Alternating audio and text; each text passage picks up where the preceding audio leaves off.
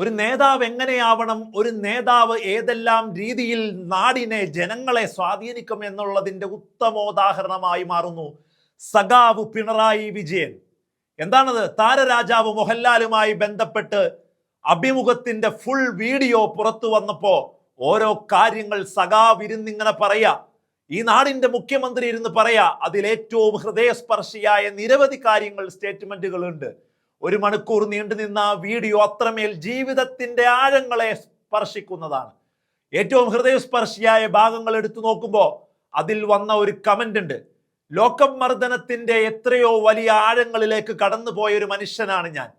അന്ന് പിണറായി വിജയൻ എന്ന് പറയുന്ന സഖാവ് ഇത്രമേൽ വലിയ അതികായനായി മാറിയിട്ടില്ല. ഈ സമൂഹം പറയുന്ന പോലെ പിണറായിയിലേക്ക് വലിയ രീതിയിലുള്ള ചർച്ചകൾ നടന്നിട്ടുണ്ടായിരുന്നില്ല എന്ന്. പക്ഷേ ഞാൻ എന്ന് പറയുന്ന ഒരു സമര നേതാവ് എത്രമേൽ വലിയ ലോക്കപ്പ് മർദ്ദനങ്ങളിലൂടെയാണ് കടന്നുപോയത്.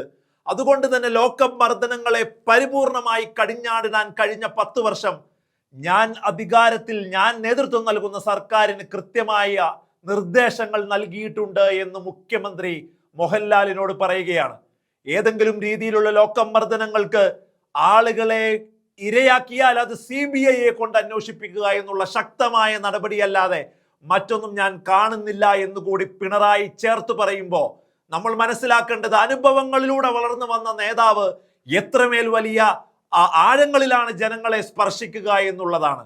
തൻ്റെ ജീവിതത്തിന്റെ വിവിധ കാര്യങ്ങളെ, കഴിഞ്ഞ കാലങ്ങളെ പരാമർശിക്കുമ്പോൾ അത് എങ്ങനെയാണ് തൻ്റെ 10 വർഷത്തെ ഭരണത്തിലേക്ക് ഈ നാടിന് വേണ്ട വിധത്തിൽ ആ അനുഭവങ്ങളെ മാറ്റി എഴുതാൻ ശ്രമിച്ചത് എന്നുകൂടിയാണ് പിണറായി വിജയൻ എന്ന ഈ സംസ്ഥാനത്തിന്റെ മുഖ്യമന്ത്രി 1 മണിക്കൂർ നീണ്ടു നിൽക്കുന്ന മുഴുവൻ അഭിമുഖ സംഭാഷണത്തിലും പറയുന്നത് എന്നുള്ളതാണ്.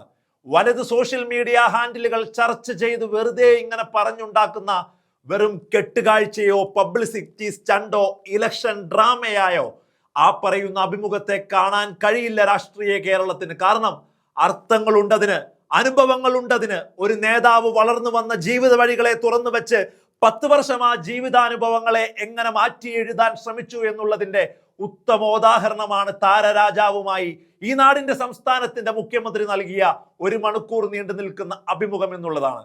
ഒരു നിമിഷം പോലും അനാവശ്യമായി ആ സംഭാഷണം പോയിട്ടില്ല. ഒരു സ്ഥലത്ത് പോലും ഒരു പബ്ലിസിറ്റി സ്റ്റണ്ടിലേക്ക് അത് പോയിട്ടില്ല. സ്വയം പൊങ്ങച്ചത്തിലേക്ക് അത് പോയിട്ടില്ല. രണ്ടുപേരും ഗിവ് ആൻഡ് ടേക്ക് ആയി ഒരു യഥാർത്ഥ രീതിയിൽ പിണറായി വിജയന്റെ അനുഭവങ്ങൾ മാത്രമാണ് ആ അഭിമുഖത്തിലൂടെ പുറത്തു വന്നുകൊണ്ടിരിക്കുന്നതും ഇന്ന് രാഷ്ട്രീയ കേരളം വലിയ രീതിയിൽ ചർച്ച ചെയ്തുകൊണ്ടിരിക്കുന്നതും.